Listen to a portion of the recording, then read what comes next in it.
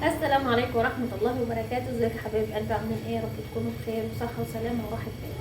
النهاردة بقى هنعمل كفتة رز. هنعمل كفتة رز يا حبايب قلبي. معايا يعتبر كيلو وشوية. انا صراحة ما وزنتهمش بس هم ازيد من كيلو يعني ما شاء الله.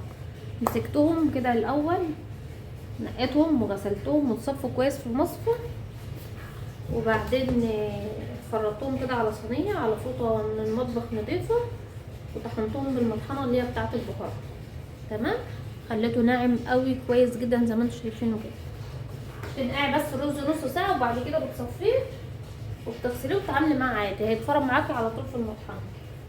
ومعايا كيلو الا ربع من اللحمه المفرومه وعليهم حته من السمين كده.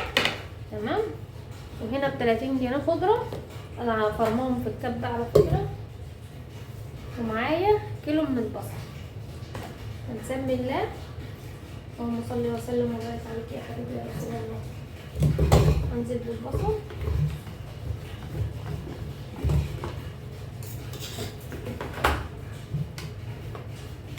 البصل لسه مكنتش قطعته. كتري بصل عادي بيخليها مسكره وجميله. تمام، هنزل بالبصل الاول افرمه. انا كان بقى عندي شويه بصل صغيرين كده وانا شحت الكبه دي، فقلت اما نستغلها بقى، لان البصل الصغير بياخد وقت معايا في ان انا يعني اقعد عايز كبه يعني يتفرم فيها. نسمي الله كده. اللهم صل وسلم وبارك عليك يا حبيبي يا رسول الله.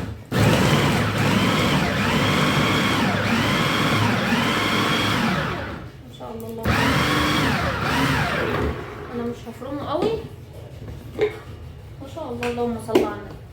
شايفين؟ اللهم بارك. هي بس عشان الكبه مكان الخضره فتحس لون البصله غامقه شويه. انزل بقى باللحمه.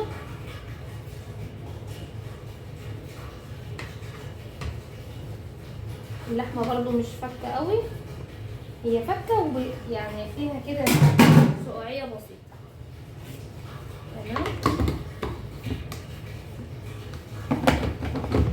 ربنا يبارك لصاحبتي يا رب فيك، لان الكبه بتاعتي بايظه لما بالفوطه. ما شاء الله اللهم صل على النبي.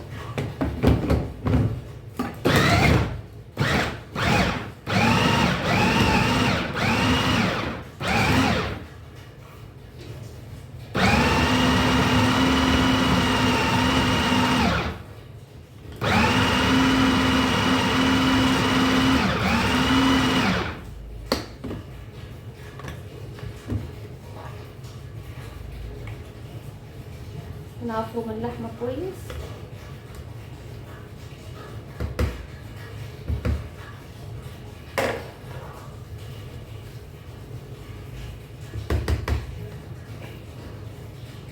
ننزل بالخضره بقى.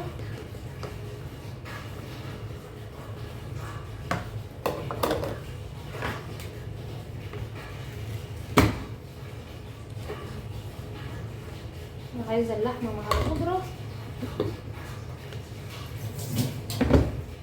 تتفرم كويس.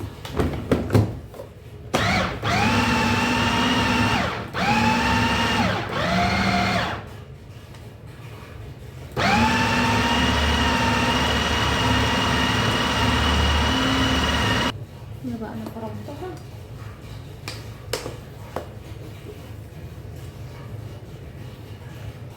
ننزل بكمية اللحمة بقى كده هنا.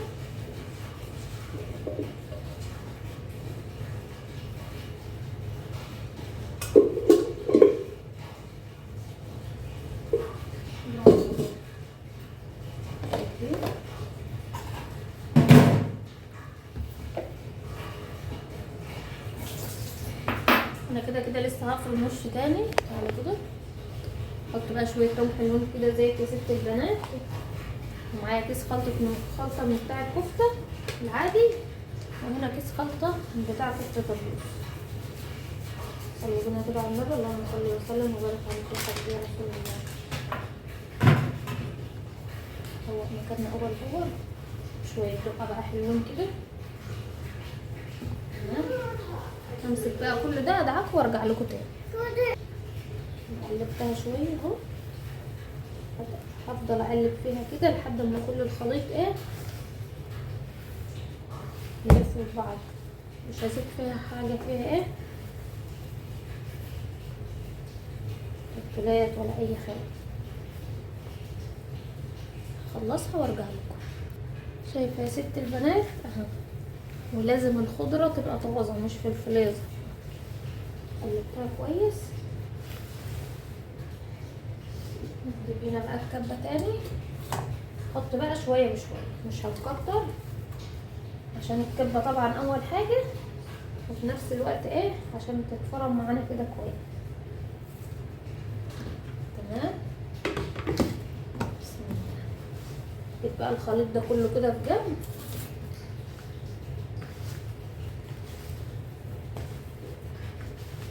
قسمت الطبق كده ايه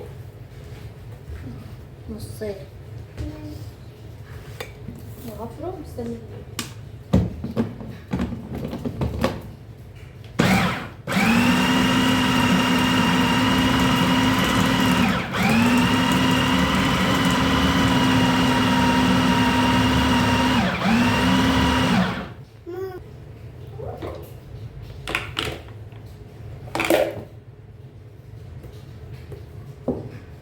فرمتها اهو. شايفين بقت ناعمه ازاي. انا هكمل بقى بقيه الكميه، احطها في الجنب اللي انا عشان بقى ما اقعدش ايه. شايفين بقى الفرق بين دي ودي، بقت عامله زي عجينه الطعميه كده، شايفاه؟ انما دي يابسه ازاي. هكمل الكميه بقى وارجع لكم. انا كده يا حبايبي في قلب اخر دور. ما شاء الله انا عملتهم معايا على 4 مرات. عارفين بقى لو كنت بعمل في بتاعتي كان زماني قعدت ساعتين بس افهم. ما شاء الله اللهم بارك. شايفين قسمتهم على 4 مرات قد دي كده.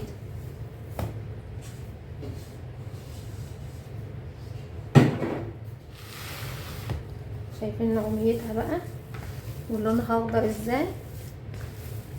هنا بقى تظبطي بهاراتك، عايزه تزودي شويه كزبره، انا بحب ازود كزبره بعد المرحله دي.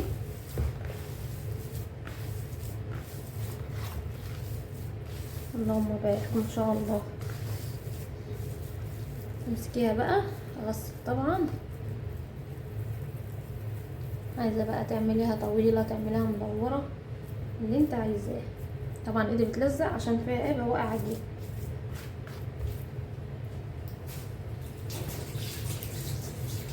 اغسل ايدي وازودها شويه كزبره.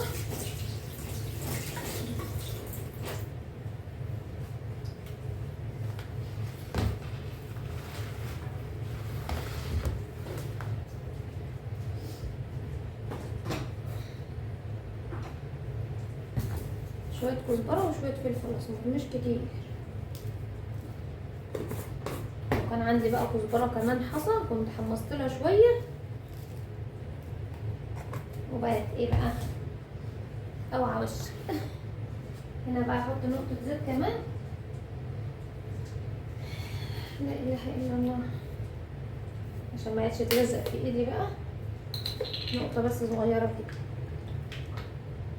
ونقلب بقى الكلام ده. بسم الله. الملح بتاعه مظبوط اهو، بس حاجه بسيطه. بسم الله الرحمن الرحيم. بحب ازود البهارات بعد ما ايه مخلصها من الكبه كده، بحس ان طعمها مش بيروح. والثوم برضو بحب احطه في المرحله الايه بعد ما افرم كل حاجه في الوش الاخير يعني، عشان انتوا عارفين البصل والحاجات دي بتنزل ميه وهي ايه ما شاء الله جميله كده.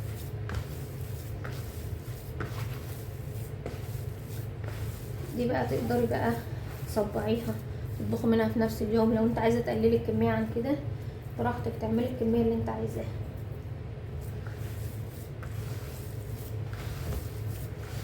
هبقى هنزل لكم فيديو ان شاء الله وانا بسويها. انا هعملها في اطباق واصبعها واوريكم برضو ايه المرحله. حبايب قلبي انا خلصت وهبط. هي مخدش معايا وقت ولا اي حاجه. شايفين ما شاء الله الكميه اللي اتعملت. عملت معايا ست اطباق. الست اطباق دول الطبق كيلو. تمام يا حلوين. صبعتها. بحط بين الطبقه والطبقه كيس كده. انا للاسف كنت بصور لكم وانا بصبع بس الكاميرا فصلت. هدخلها بقى الفريزر تشمع شويه. عايزه تعملي بقى الكميه اللي انت عايزاها. عايزه تزودي عن كده حطي. انا عملت كيس من ده فتحته من هنا ومن هنا وبقيت احطه كده رص وبعدين اعمل طبقه تانية. هحط بقى في قلب الاكياس كده. ادخل الطبق. هو الطبق يشيل معاكي اكتر من كده بس انا ايه عامله على قد طلبنا يعني. تمام. هيبقى كده. دخليه بقى الفريزر يتشمع كده طبق جنب طبق. لو عندك فريزر اللي هو الادراج حطي طبق جنب طبق ولما يتجمد رصيهم بقى فوق بعض. تمام. تعملي بقى الشكل ده. تعملي الشكل ده اي حاجه انت حباها واللي انت عايزاها تعمليها.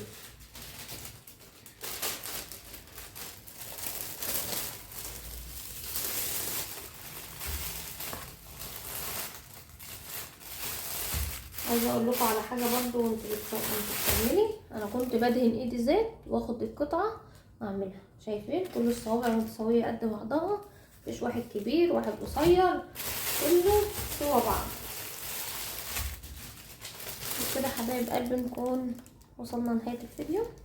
والسلام عليكم ورحمه الله وبركاته. اشوفكم ان شاء الله في فيديو جديد ويوم جديد.